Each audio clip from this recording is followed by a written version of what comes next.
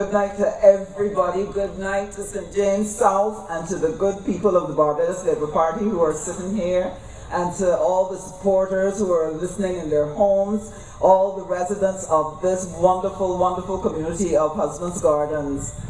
I count it a pleasure to be here because I think that Barbados is standing at a moment that is so important, that all of us are going to have to work together to be able to take this country out from where it is and take it to where it can be.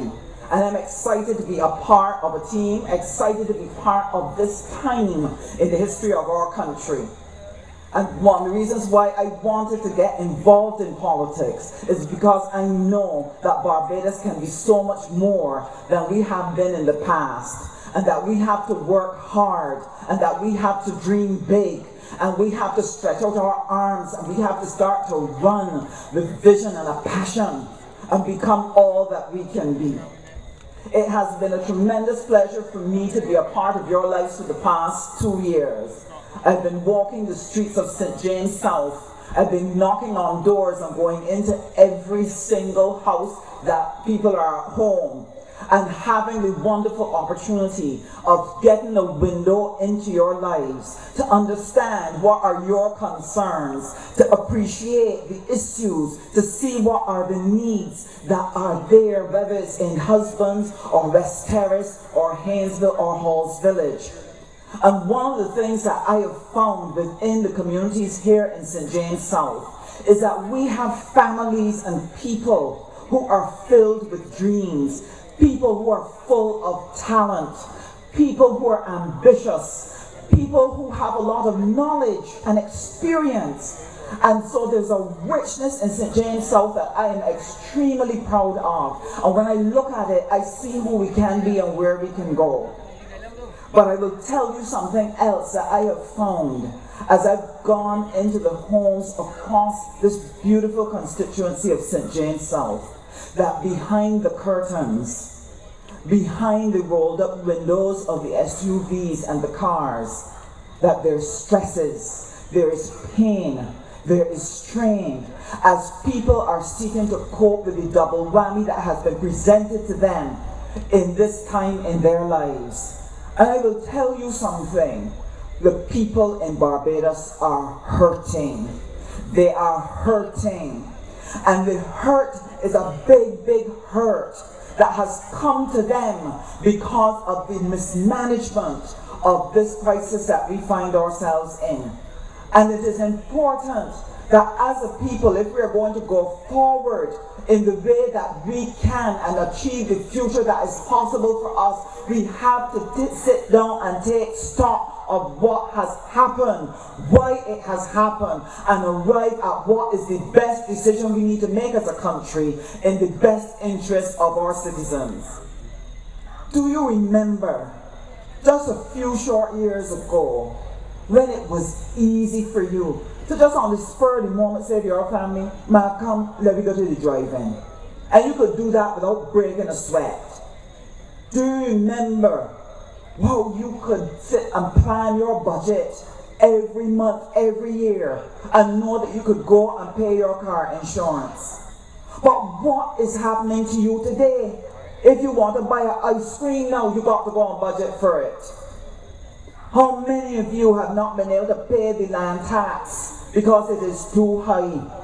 How many of you have a struggle just trying to keep gas in your car, but you don't dare let the other people in the community know what a struggle you are having, because this struggle has also brought a sense of shame to Barbadians. But you don't have anything to be ashamed of.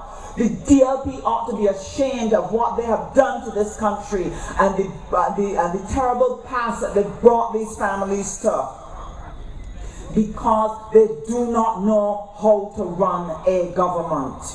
What has happened to the middle class in this country is a shame, because they have been devastated by what it is the Dems have brought to them. Let me explain to you what are some of the things that are happening to the middle class. The middle class have been hit with every tax under the sun. Whether they've been hit with the professional fees, the land tax, the road tax, etc. All those things have gone up. But they've also been hit by the VAT. They also have found themselves with pensions that they cannot get because they're in CLICO. And now the NIS pensions will be in danger if Prince keeps dipping his hand inside of that till to be able to pay government's bills. And let me tell you something. It is a shame that Barbados has reached the stage where we have to be ashamed of a government. It is a shame that Barbados now has a government that the citizens have better sense than their own government and know what is right and know what is wrong. I'll give you just a small example of that. You remember when they came out with that plan about how they want to ask all the elderly to have their pension checks passed through a bank account? Yeah. Every Barbadian, when they heard it, said, but that don't make sense. Well, you have some pensioners that already operate accounts and ATM cards and credit cards. You have another set of elderly in this country who only go to the bank 3 or 4 times a year. To ask them to have to operate a checking account just to receive that pension is a hardship that many of them would not have been able to deal with. Why was it easy for the citizens of this country to know that that was the wrong thing to do? And you had big people sitting down in a cabinet who come from the same communities in which we live, who have parents, who have neighbors, and they could actually sit and make a decision like that. That incident, even if that was the only one, that incident alone would tell you that what we have is a government that does not know what it is doing and it does not know how to manage this country. And let me tell you what that has done for us. And I'll tell you something.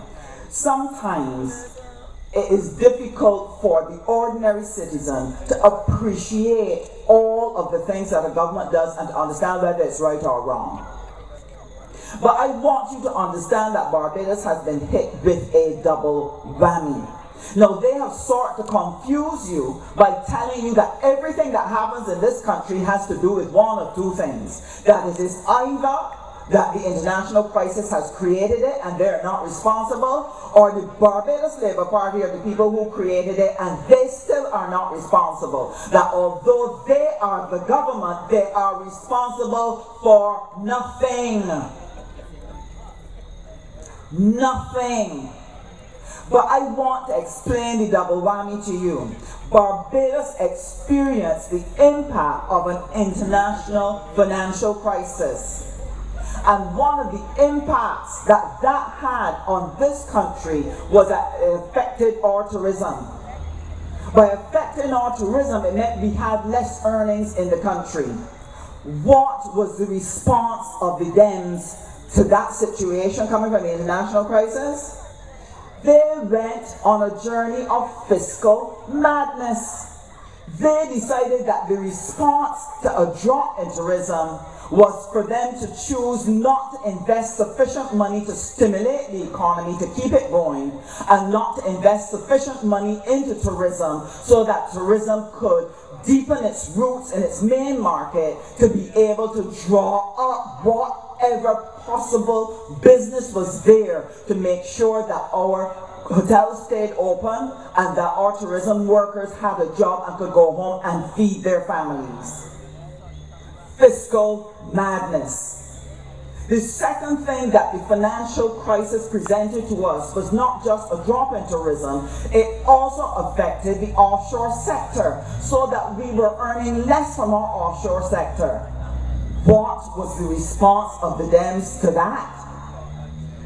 They responded with another piece of fiscal madness, that if you have a drop in your offshore sector, but you have people who are coming to Barbados seeking opportunities to set up various types of offshore businesses here, that you would make sure that the customers who are actually coming to you, you would run quickly and make sure you secure that business for your country, because you had social services to pay for, you had roads to pay for, you had civil servant salaries to pay for, and your citizens had families to feed. You would think that a government would be urgent and fast and get out there and make sure they secure that business. That is not what they did. They sat down for 2 years and did nothing until, in frustration, the president of the International Business Association, she could not bear it anymore. She burst out at a meeting and said, this government has not responded to the business opportunities and we have lost $2 billion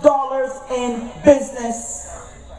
Can you imagine, ladies and gentlemen, in the middle of the biggest financial crisis this world has ever seen since the Great Depression, a government could sit down and be so lethargic and so indifferent as to not get and grasp an opportunity that would have allowed you to be able to pay your mortgage because your son or your daughter was able to get a good paying job in the offshore sector. It wasn't only the $2 billion that they lost, you know, it was 2,700 jobs that graduates from the University of the West Indies, your sons and daughters, grandsons and granddaughters could have had, where they would have been earning a lot of money and they would have been able to get a positive start to their life. This Democratic Labour Party that talks about caring for people sat down and allowed those opportunities to pass. Guess what's the next thing you're going to hear? The next time they talk about it, they're going to try to say that it was our fault. That work they did not do in the last 4 years somehow has something to do with something that we did or did not do 40 years ago. They do not take responsibility for anything. So having responded with fiscal madness to a financial crisis, they then found themselves in a double bind where their own income was continuing to drop, and not knowing what to do, they did the only thing they could think of, and that was to begin to tax you to death. And so the middle class came under severe attack from the Dems, charging you for everything under the sun. But I'll tell you what was the most insidious of all of those taxes. It was the things that they did that did not come to Parliament. Like selling fuel to the light and power company at above the market price, so that your light bill, if you look at it, a third of your light bill is the actual electricity that you actually consume. The other 2/3 of that bill has to do with the cost of fuel that they charge to the light and power, and has to do with the taxes and excise taxes, etc., that they charge to you, the public. And so every month when your light bill comes in, it is compliments of the Democratic Labour Party, who has mismanaged this economy and has decided that one of the ways in which they're going to keep sucking money from out of your pocket without going to Parliament is by overcharging you via that electricity bill. And that is disgraceful, because it has created suffering in many homes across this constituency. You know how many elderly people have to sit down and wonder if to pay the light bill or buy food? You know how many people look at that light bill and wonder, should I pay the light bill or should I buy medication? You know how many people have to be calling at the light and power and begging them, help me out, what you could do, don't cut me off, I got children. People reduce to public embarrassment, having to ask people to give them an ease because they cannot pay the light bill. And why? Because a government has mismanaged an economy. And so you pay the price of their fiscal madness with all of those taxes that they have put on you. And so your quality of life is at risk. You are stressed every night, wondering, how are you going to face courts? How are you going to deal with if the bank calls you about that loan? How are you going to deal with the car payment? Some people have had to put down their cars. The middle class has been hurt, they've been squeezed, and they've been devastated. Not because they have a situation in Barbados that was so bad that it was necessary to be done, but because a government that did not know what it was doing responded with fiscal madness to a fiscal crisis.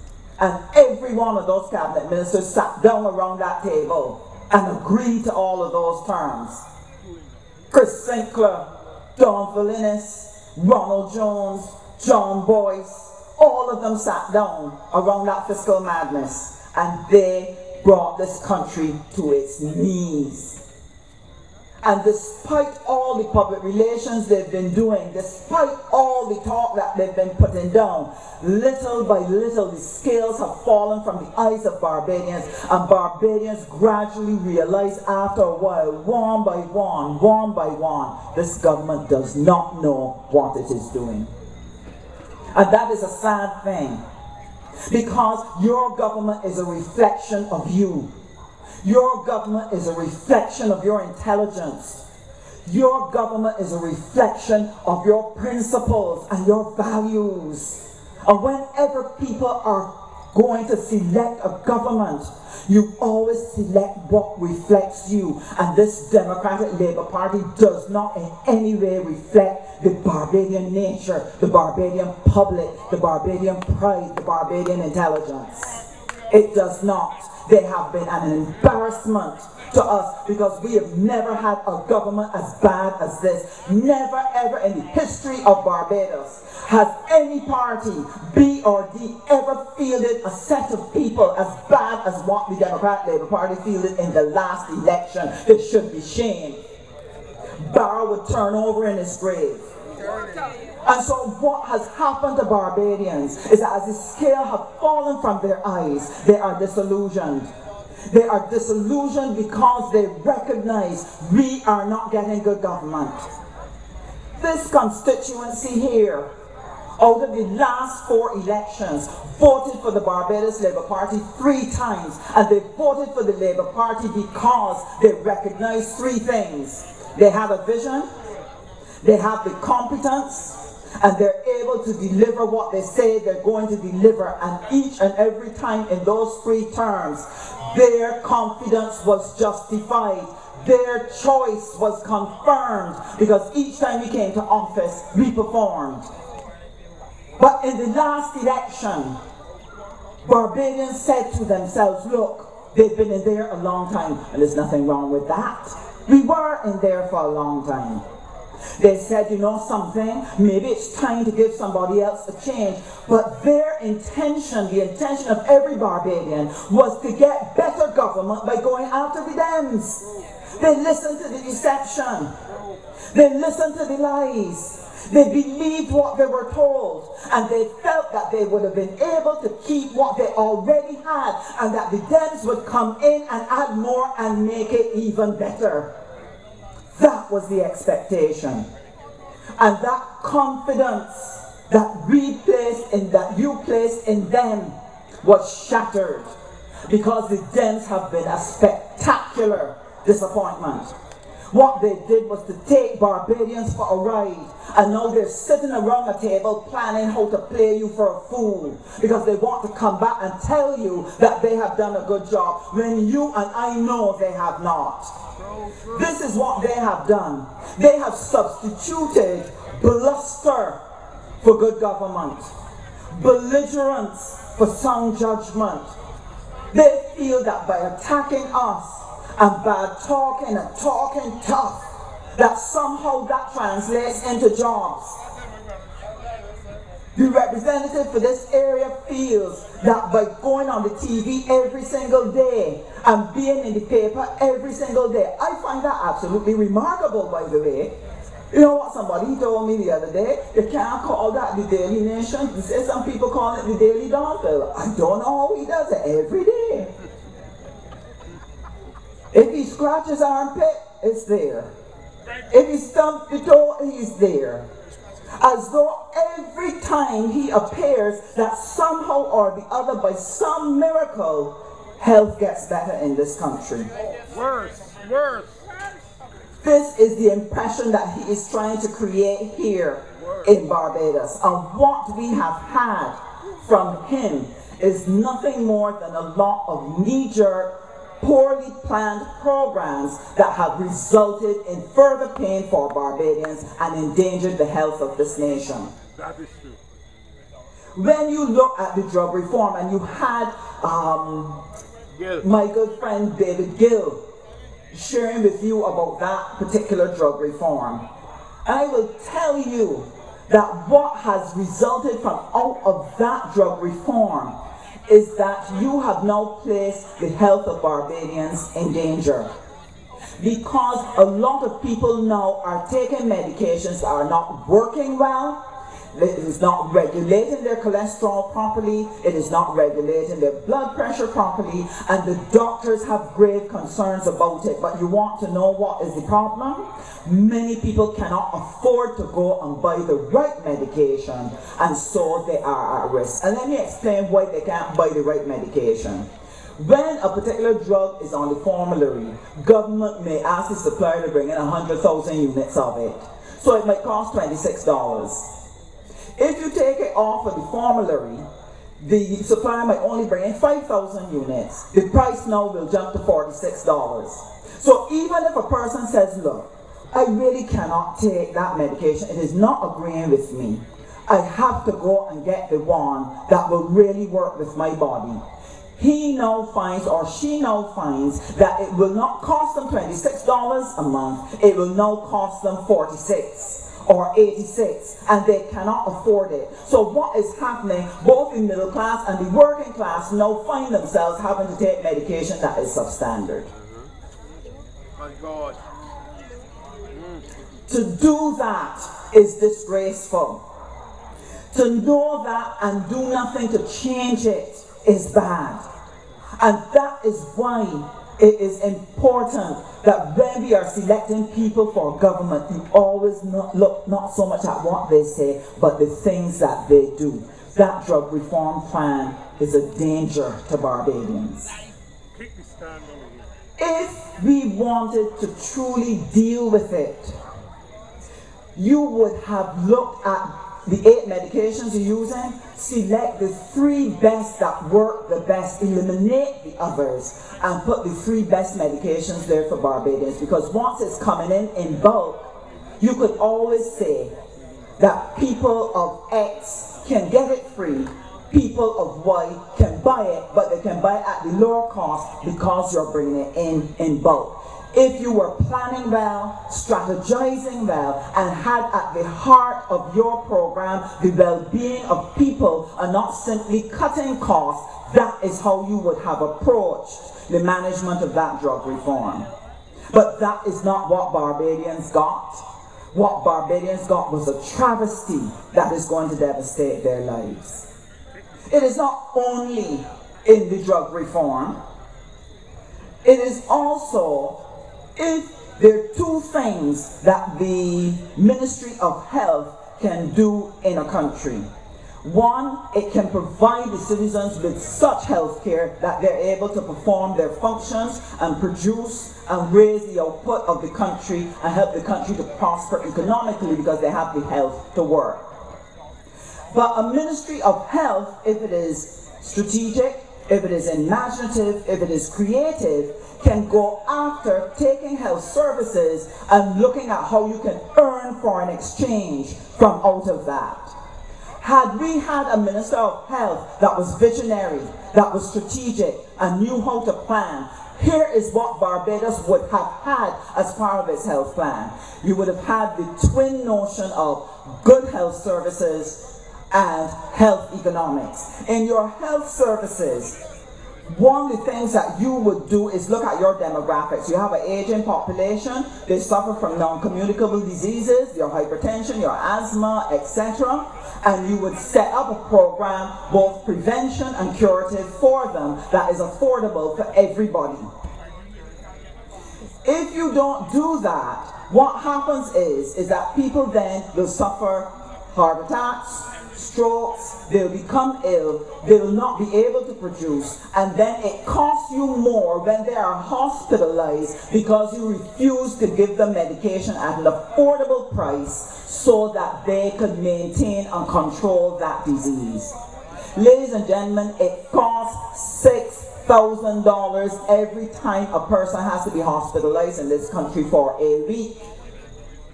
And if their medication costs you $100 a month, at the end of a year, it would have cost you $1,200 to give that person that medication free. Is that not better than spending $6,000 once a year when they present as an acute case? If you cannot sit and work that out as a government, as a minister of health, then you are definitely penny wise and pound foolish. And you do not know what you are doing, and you need to step down from government. So you have the health services to your population. You structure it well so that they can maintain their health. And you also look at how you can generate income from your health services. This is where you do three things. You have the health services, you have health tourism, and you have medical education. These are the things that when you put them together could give you a thriving health economic sector, where you sell your services, the skills of your doctors, the care of your nurses, your equipment to people who live outside of your country. India does this wonderfully well. They earn billions of dollars every year, offering Americans services at half the price they will have to pay at home. And they are generating they're generating jobs for their graduates, their medical experts, at the expense of the American hospitals. And we can do it too. But this government has no vision. Therefore, they did not put in place the things that would allow us to do it. You need first a good basic hospital that works well and has good services. You need nurses, not just your basic general nursing nurse, but you also need your specialist nurse, those who specialize in heart and lung and cancer nursing.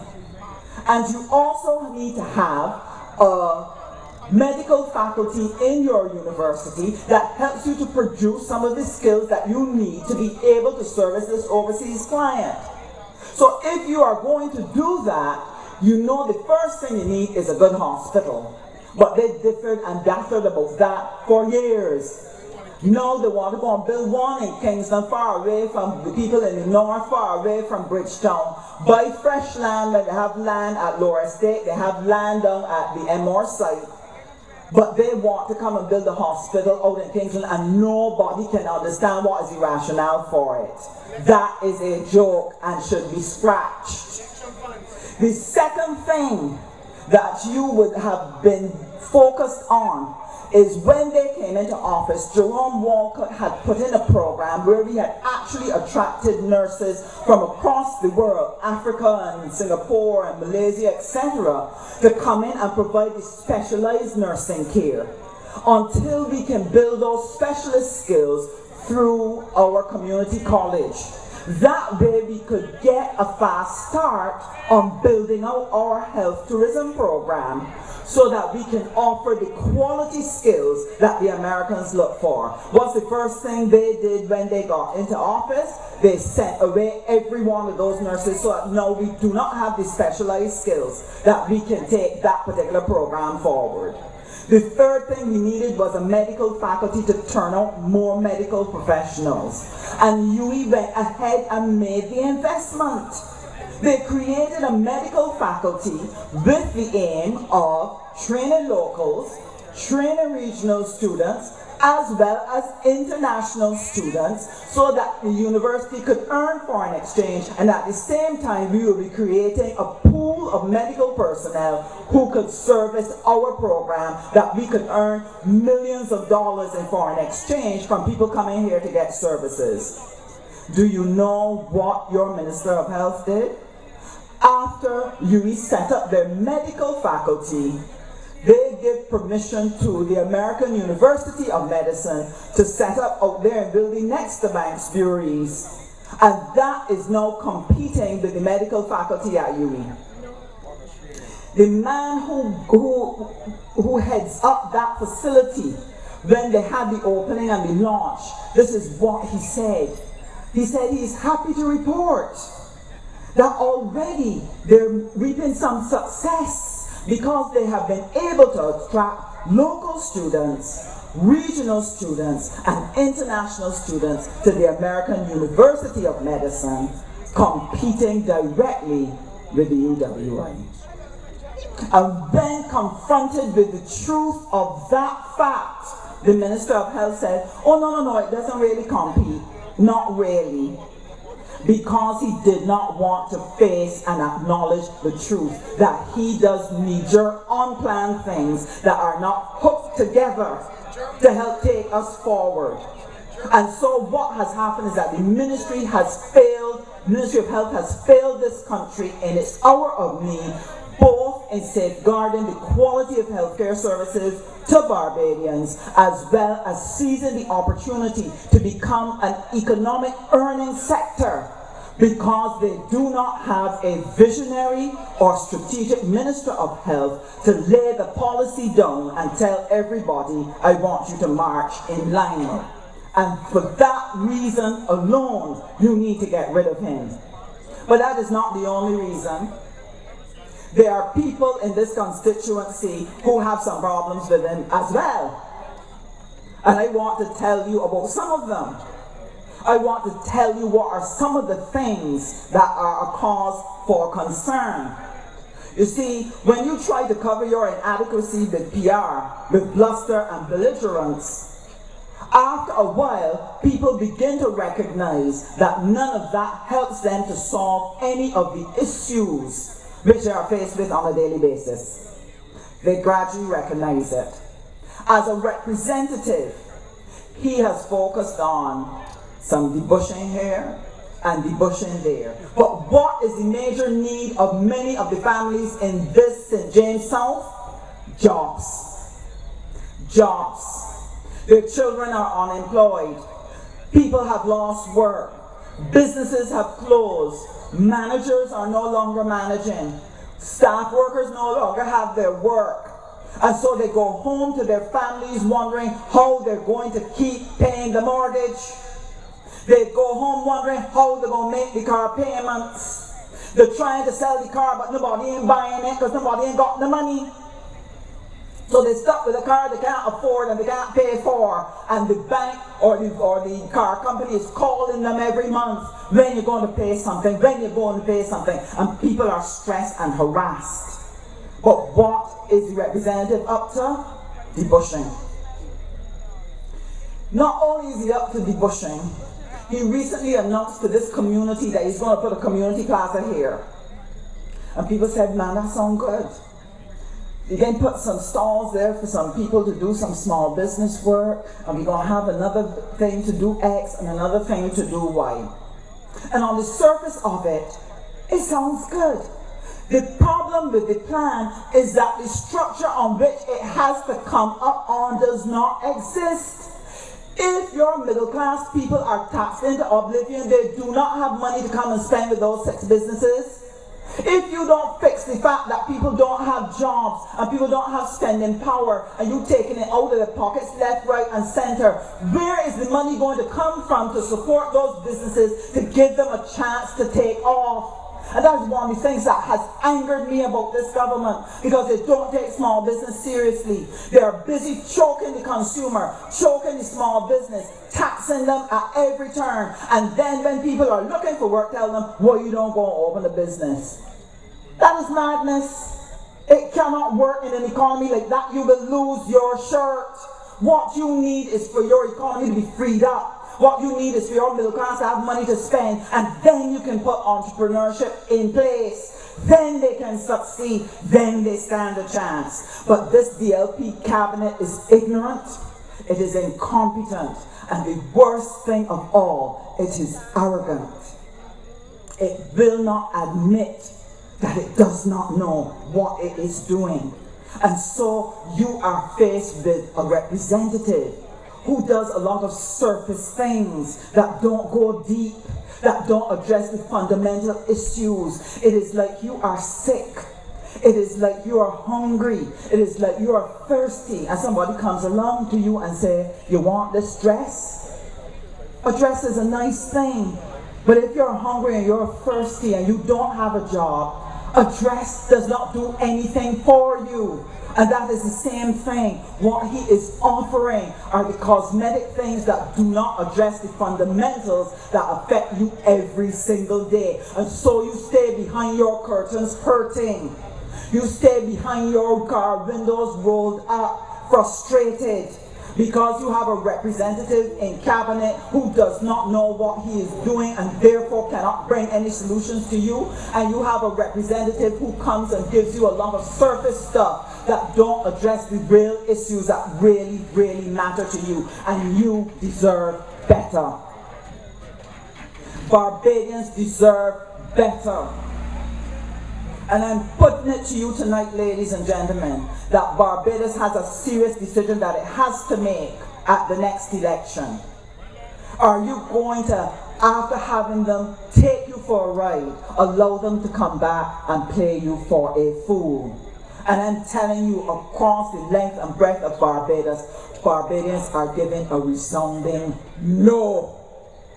They are saying, we done with the Dems. They're saying, they're gone. They're saying, when is elections? Because Barbadians have come to the point where they recognize they can no longer sacrifice their children, their future, their house, their job, just to put the Democratic Labour Party in power. That they now have to look for a government who will come and do the things that will take us out of this mess. A government who will come and begin to put the economy back in position that it can generate jobs again, that it can generate opportunities again, that our social services can be properly taken care of, that we can hold our head up in the Caribbean as a thriving, functioning nation that is able to deal with any crisis and be able to make sure and safeguard the well-being of every single citizen. You deserve that kind of government, and you will not get it with the Democratic Labour Party.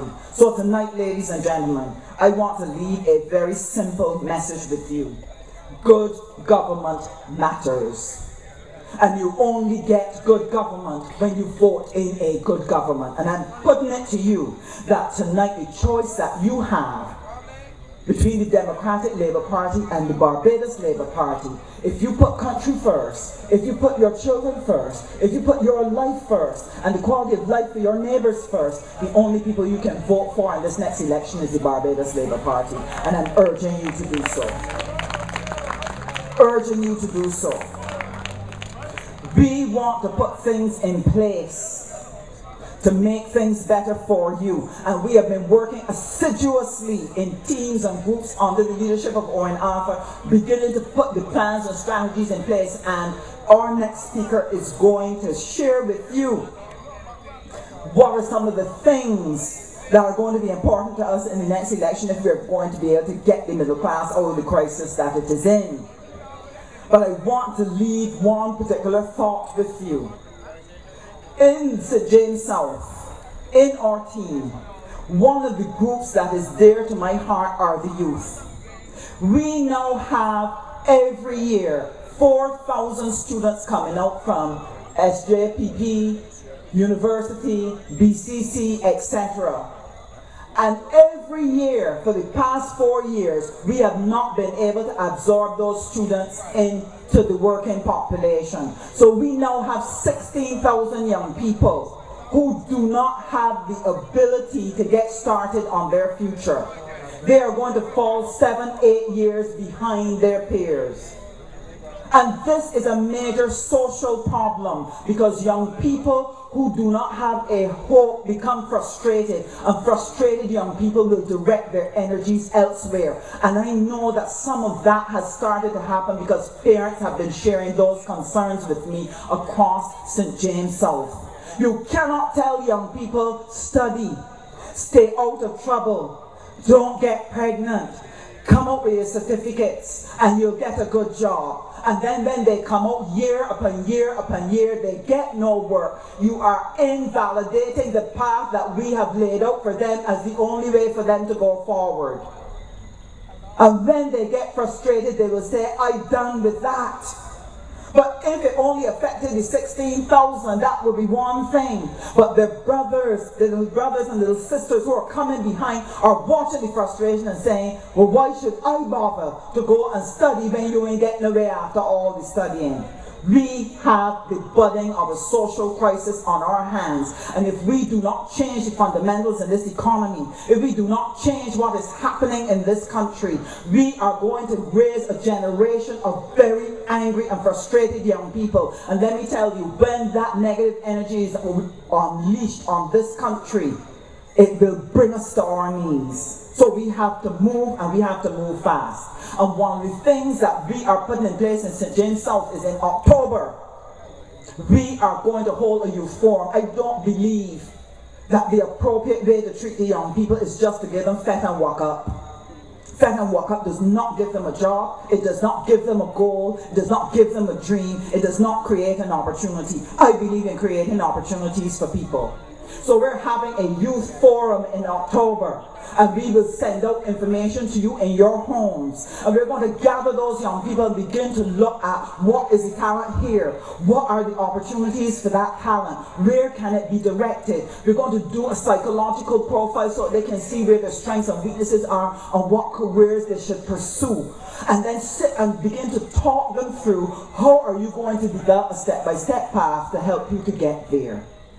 I believe that this is important because after the elections, when we start to put the economy right, those young people have to be ready to jump on those opportunities. And I intend to make sure that they have every chance of succeeding in a new Barbados. So that is something that you have to look forward for. The Youth Forum will send the information out.